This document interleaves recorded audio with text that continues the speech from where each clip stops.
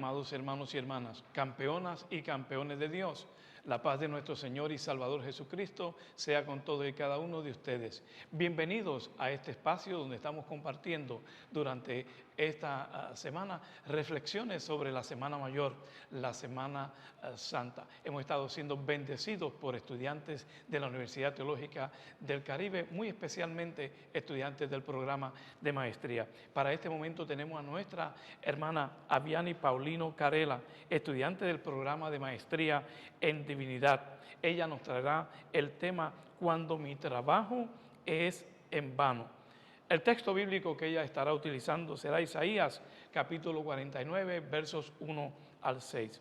En el mismo, nuestra hermana Vianney analizará desde el contexto de esta perícopa el tema de cuando los siervos de Dios se sienten desanimados, cansados, pero que renuevan sus fuerzas con las palabras del versículo número 3, que dice: mi siervo eres tú, te escogí, no te deseché, yo estoy contigo, yo te renuevo las fuerzas. Confío, estoy seguro que después de esta palabra sus fuerzas serán renovadas por la palabra poderosa de nuestro Divino Maestro. He titulado esta reflexión "Cuando mi trabajo es en vano". En este tiempo que estamos viviendo de pandemia, es un tiempo donde ha llegado mucha ansiedad, donde ha llegado el miedo a la muerte, el miedo a que otras personas que amemos mueran. Así que nosotros estamos viviendo un tiempo de distanciamiento social, pero también un distanciamiento en la iglesia.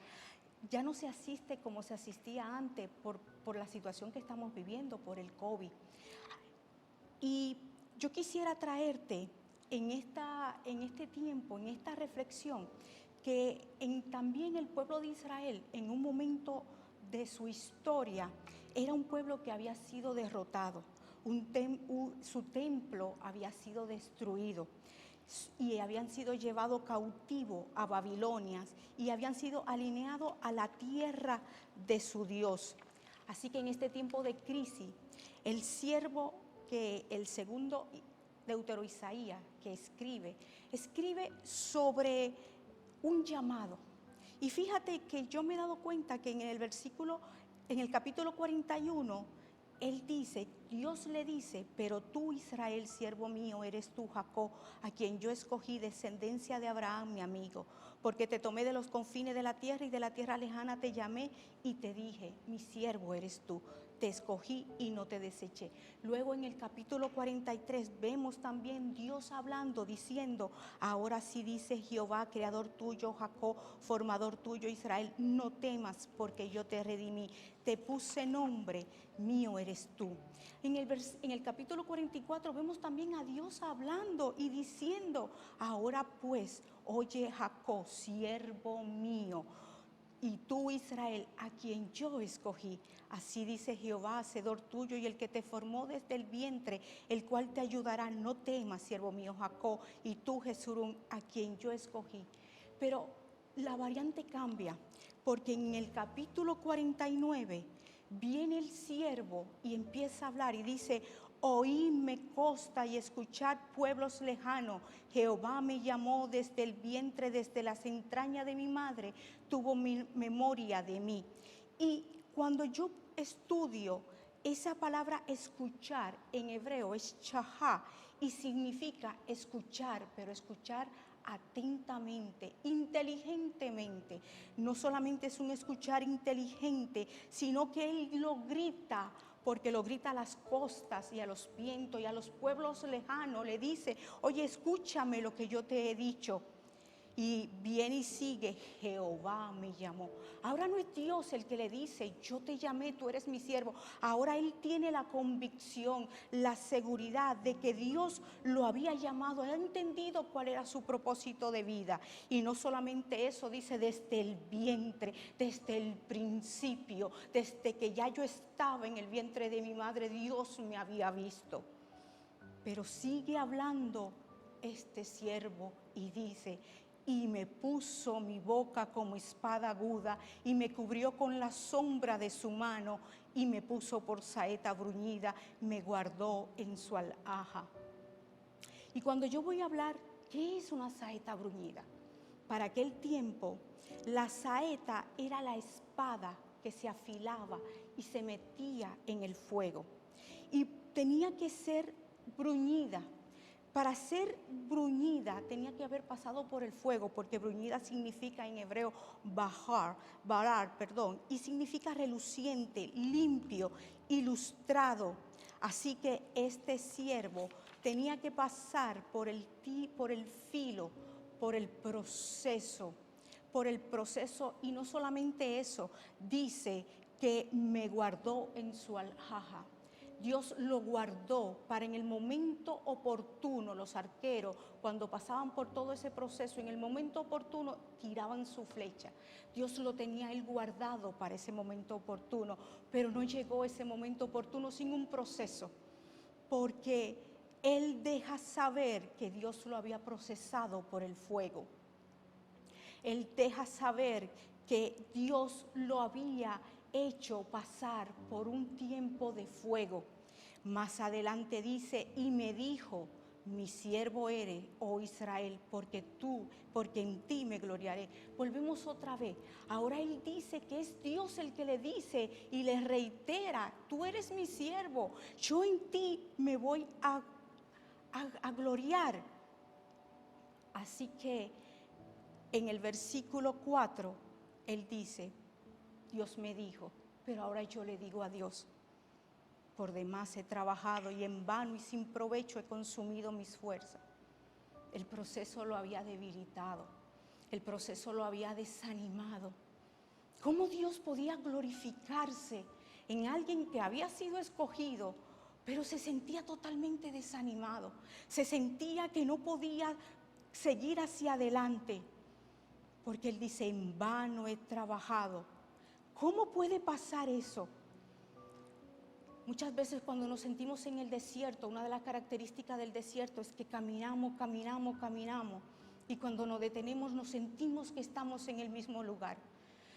La prueba nos hace sentir a nosotros que nos detenemos, nos desalienta. La prueba nos hace sentir que no tenemos fuerza, que no podemos seguir hacia adelante.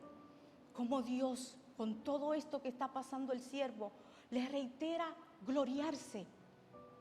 Antes de continuar con este siervo, quiero contarte algo. Yo conocí a una amiga mía, que era muy amiga mía, y orábamos juntos, y ayunábamos, y buscábamos de Dios. Era una sierva de Dios.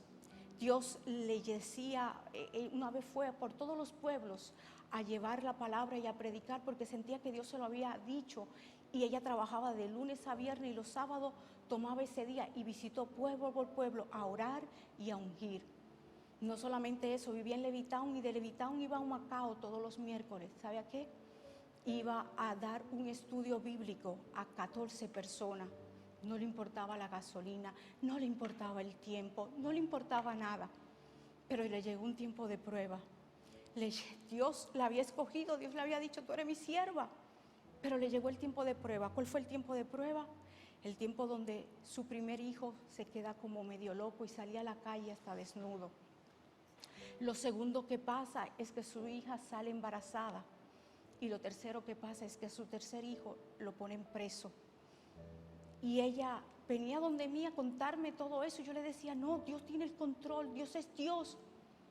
Pero cuando dejaba de hablar con ella, iba a mi habitación y me ponía de rodillas y le decía, Señor, pero ¿cómo es posible? Pero si es tu sierva, ¿pero qué más le vas a dar? Pero tú sabes lo que ella hacía. Cada vez que ella me hablaba y me decía, me está pasando esto, pero Dios es grande, me está pasando eso, pero mi esperanza está puesta en Dios. Y ahí entendí, cuando Dios se puede glorificar, no importa tu circunstancia, no importa tu problema. Ahí vi la gloria de Dios en su vida. Porque aprendí que a pesar de que yo pase por situaciones difíciles, a pesar de que yo quisiera detenerme, a pesar de que viene el desánimo, a pesar de que viene la circunstancia, yo digo, no, yo me paro, me detengo y miro al cielo y digo, Señor, tú eres mi fortaleza, tú eres mi Dios. Yo no entiendo lo que me estás pasando, yo no entiendo, yo no veo, pero yo en ti te creo, Señor. Y aunque mis ojos están oscuros porque no ves nada, aunque mis pies están detenidos porque no tengo fuerza para caminar, yo me sigo deteniendo en que mi Redentor vive. Y este siervo sabía que la única forma de Dios gloriarse es que él no andaba por vista, no andaba por su circunstancia, andaba por fe. Él sabía que la forma de Dios glorificarse era saber que su Redentor vivía, que Dios era más grande que su circunstancia, que Dios tenía un plan y un propósito y él se agarraba. En este tiempo de pandemia han pasado muchas cosas difíciles, muchas cosas que no han detenido, muchas cosas que no nos dejan continuar. Pero yo te quiero exhortar como este siervo que dice que a pesar de todo eso, a pesar de que él dice, en vano he trabajado. ¿Cuántos pastores han sentido que en vano han trabajado? Que su obra no continúa. ¿Cuántos líderes se sienten desanimados? ¿Cuántas personas se sienten que su espiritualidad ha cambiado en este tiempo? Y dice, esto tendrá objetivo, esto tendrá propósito.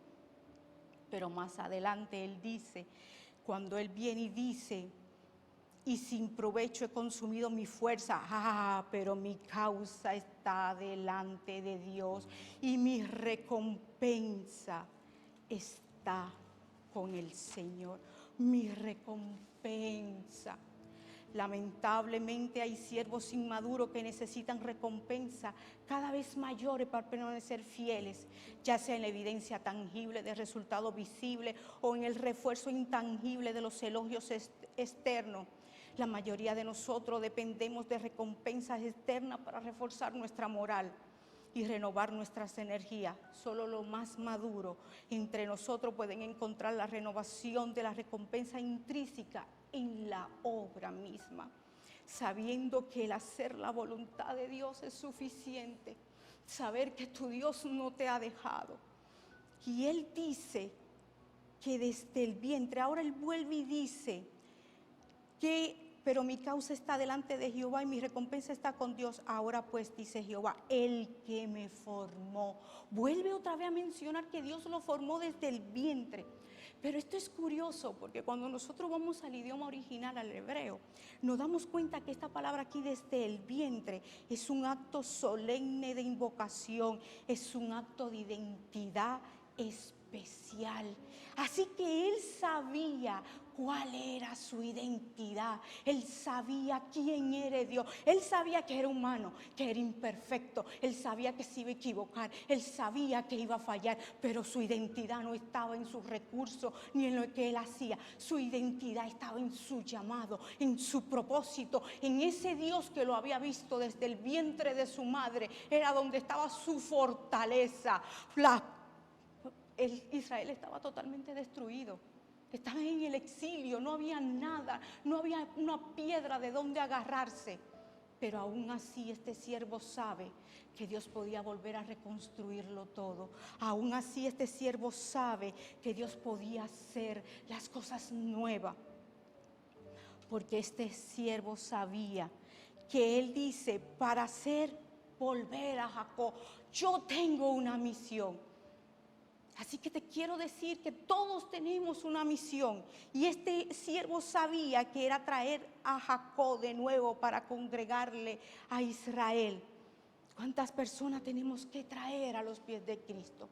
¿Cuántas personas tenemos que venir y hablarle de tan grande es nuestro Dios? Pero ¿cómo pueden creer en el Dios cuando tú mismo no crees en ese Dios? ¿Cómo pueden levantarse y caminar poniendo los pies firmes, no en las circunstancias, sino en la promesa, cuando nosotros como cristianos no caemos, cuando nosotros mismos somos los que echamos afuera lo que Dios ha dicho?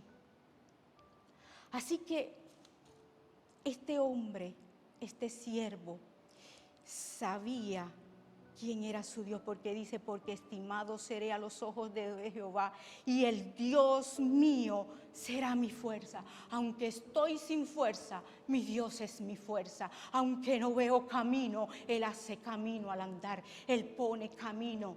Aunque me siento en la sequedad, Él es ríos de agua viva. Dios tiene todo para traerlo a nosotros. Así que yo no sé cómo te sientes.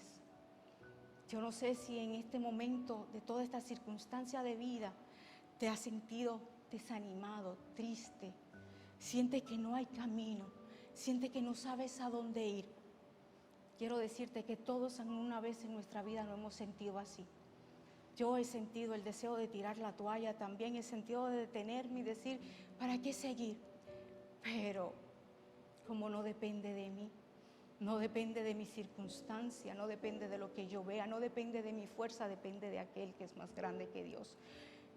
Yo le digo, Señor, no puedo correr porque no tengo el ánimo, pero un pasito voy a dar al frente porque voy a seguir caminando, porque yo sé quién eres tú, yo sé quién eres tú, yo sé quién me llamó, yo sé quién está ahí, porque tú eres más grande que toda nuestra circunstancia, porque tú eres el alfa, la omega, porque tú eres el principio, porque tú eres el fin, porque tú todo lo que hace lo hace bueno, porque no depende de mí, depende de mi fe. Y yo a ti te digo, Señor, que a pesar de mi circunstancia, a pesar de lo que uno pueda estar viviendo, Señor, yo a ti te digo que te creo, Dios, que te creo, y me lo repito si es necesario 20 veces, pero termino con una alabanza porque mi fe y mi corazón está puesto en Dios. Así que a ti, querido pastor, líder, que te sientes desanimado, que te sientes cansado, que tu palabra sea como este siervo que dijo, Dios es mi fuerza. No te detengas. Dios es tu fuerza, Dios hará, Dios obrará.